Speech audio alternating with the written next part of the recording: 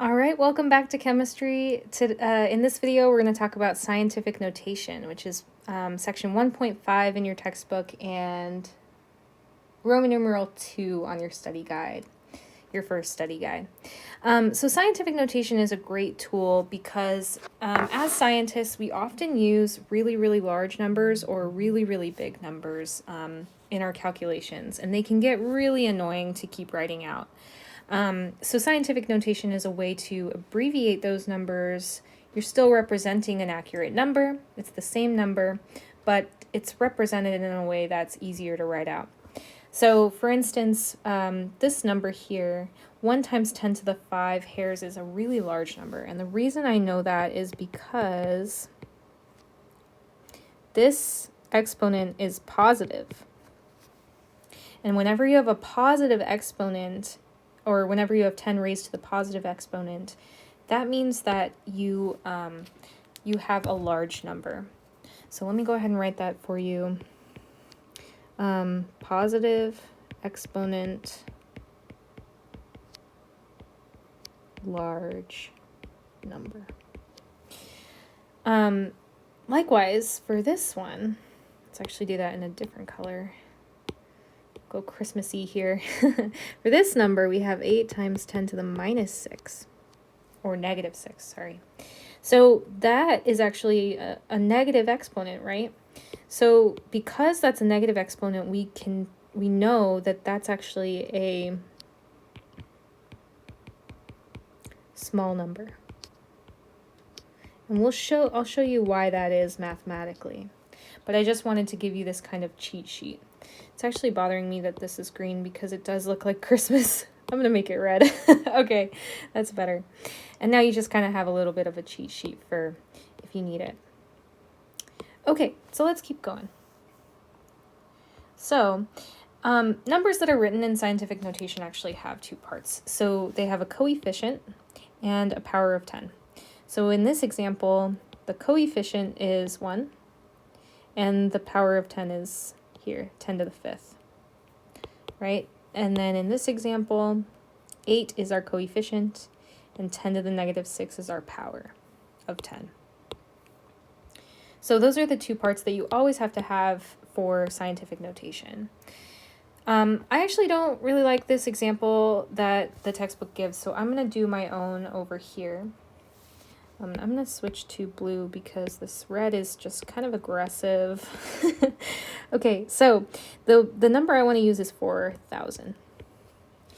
So when you're looking at this number, there's actually an imaginary decimal point right there, right?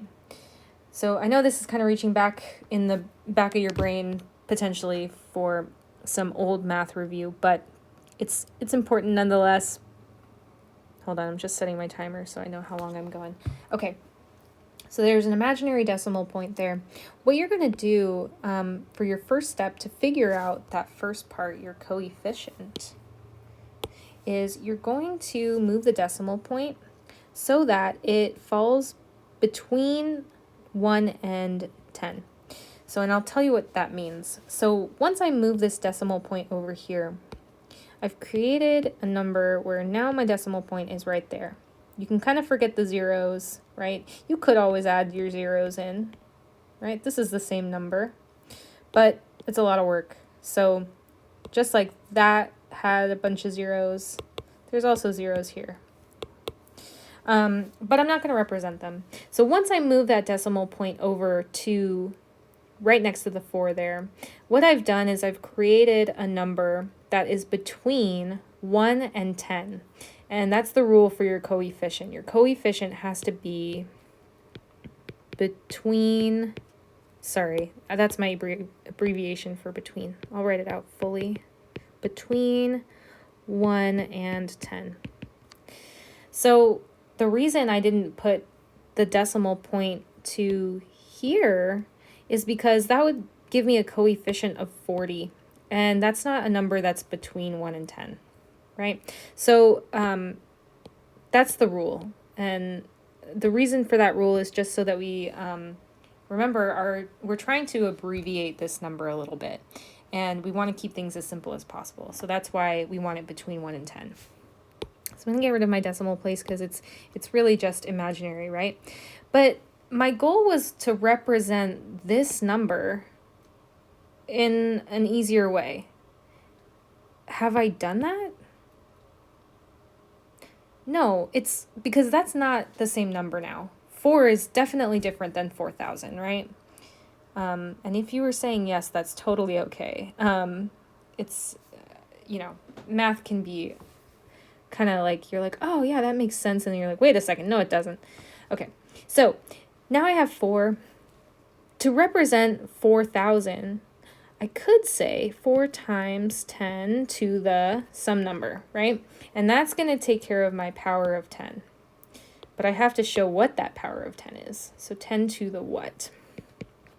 So let's think of it like this. 4,000, if we break that up into 4 times some number, what's the number that goes here?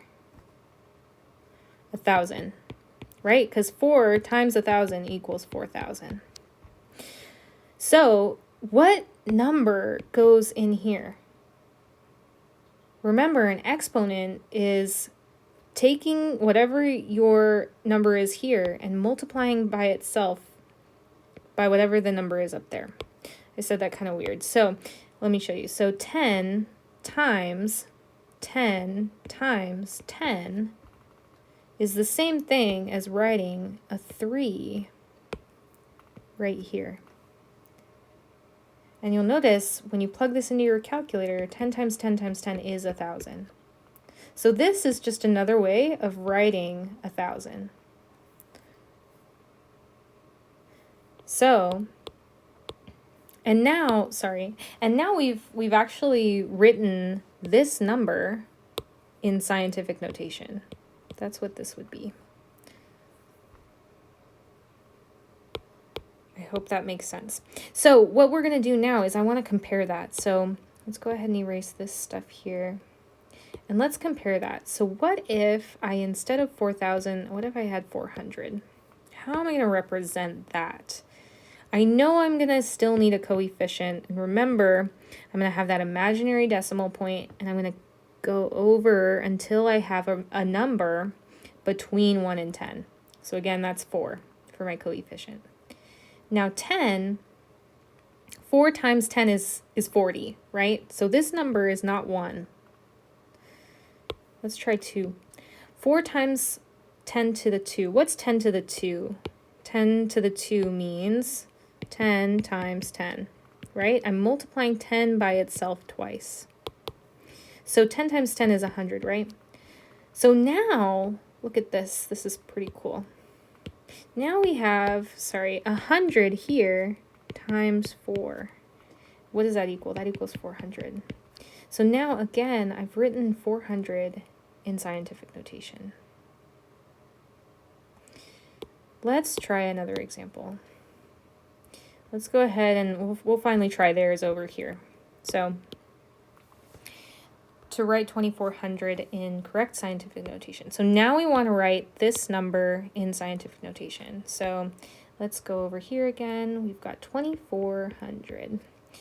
My first step, again, is locating my imaginary decimal point, which is at the end of the number here. And then I'm going to move that decimal point until I get to a number between 1 and 10. So go ahead, pause the video, try that out. Where are you going to put that decimal point? Yeah, you're going to put it over 1, 2, and 3. Why did it go out that? 1, 2, and 3. So your number is going to be 2.4. I'm not representing the zeros because they are imaginary zeros there. They're there, right? 2.4 is the same as this number. I'm just choosing not to represent those zeros because we assume that they're there. So 2.4 is my coefficient. Now, what color did I... Okay, but is 2.4 the same as 2400? No. So we are missing our power of 10. So let's go ahead and write times 10 to the, and now we just got to figure out what goes in that blank.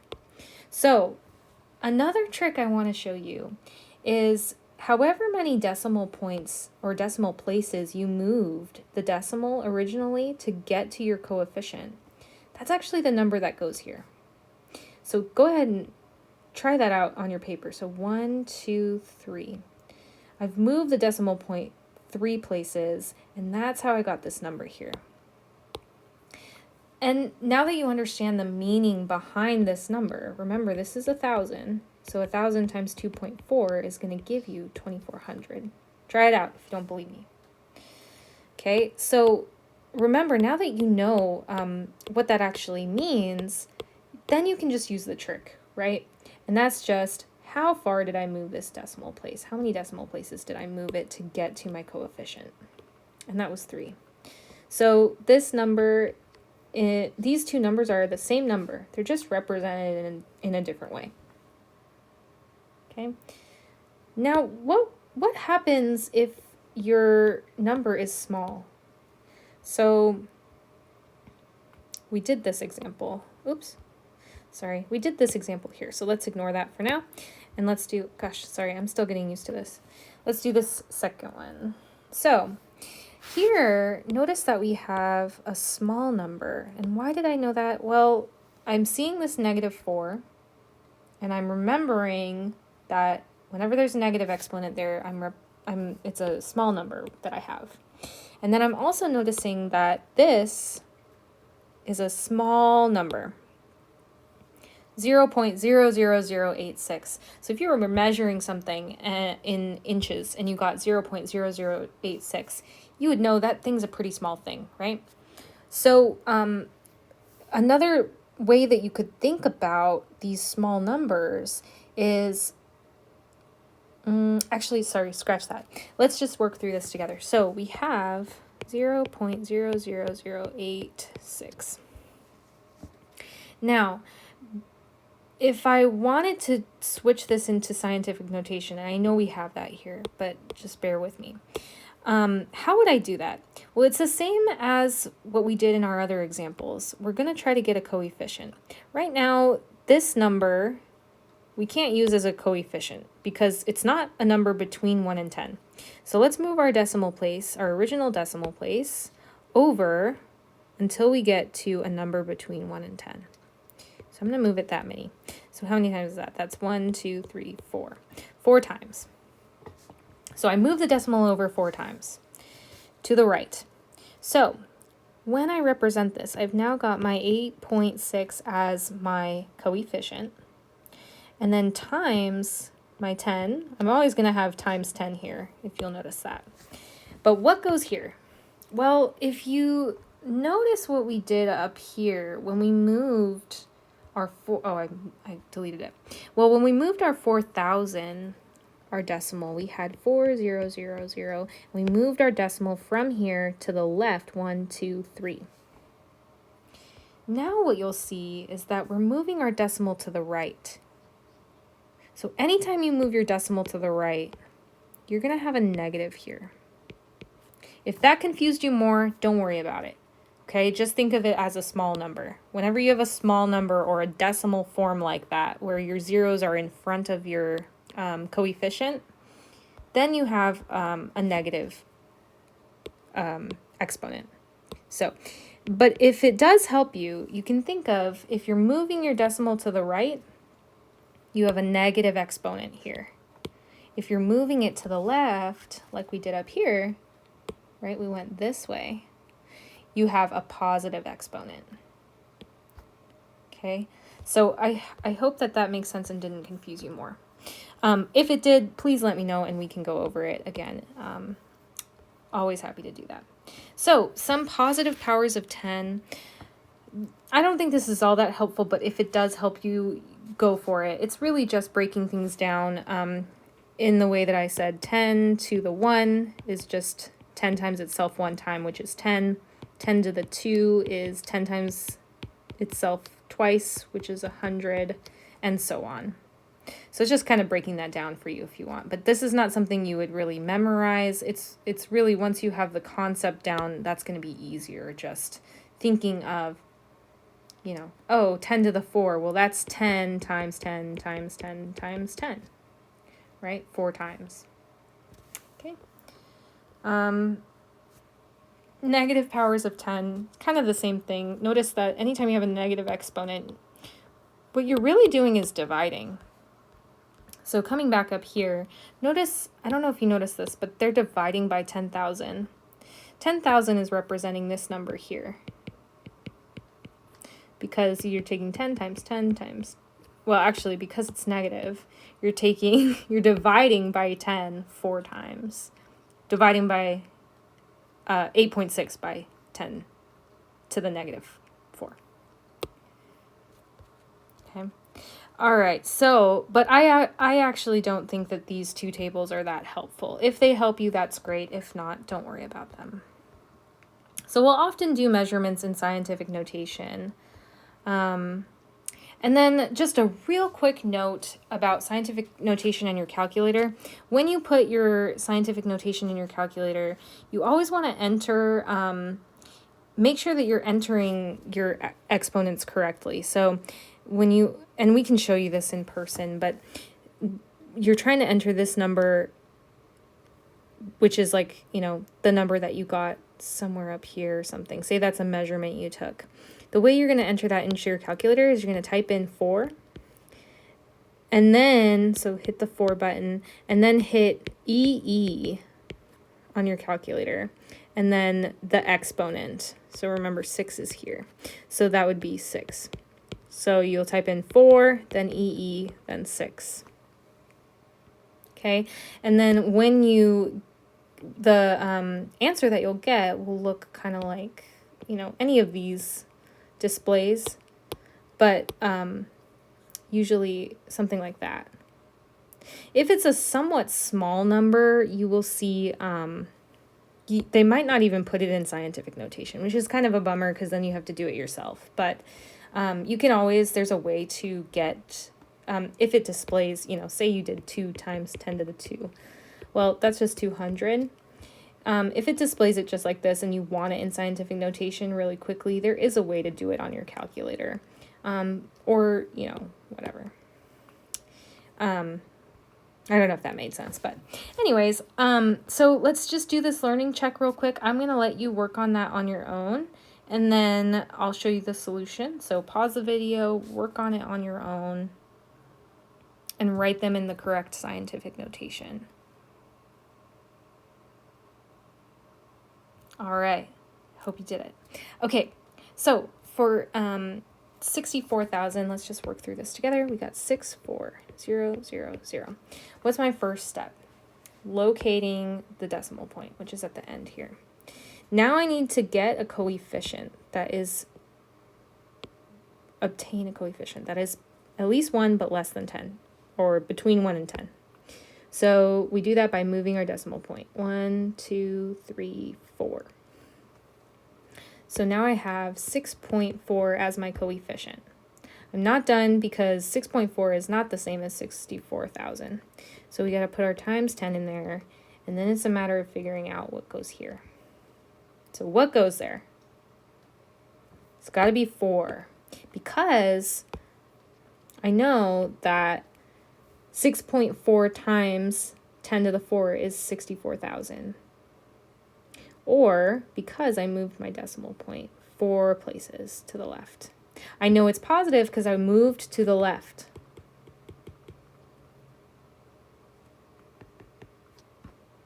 If I moved it to the right, that would be negative.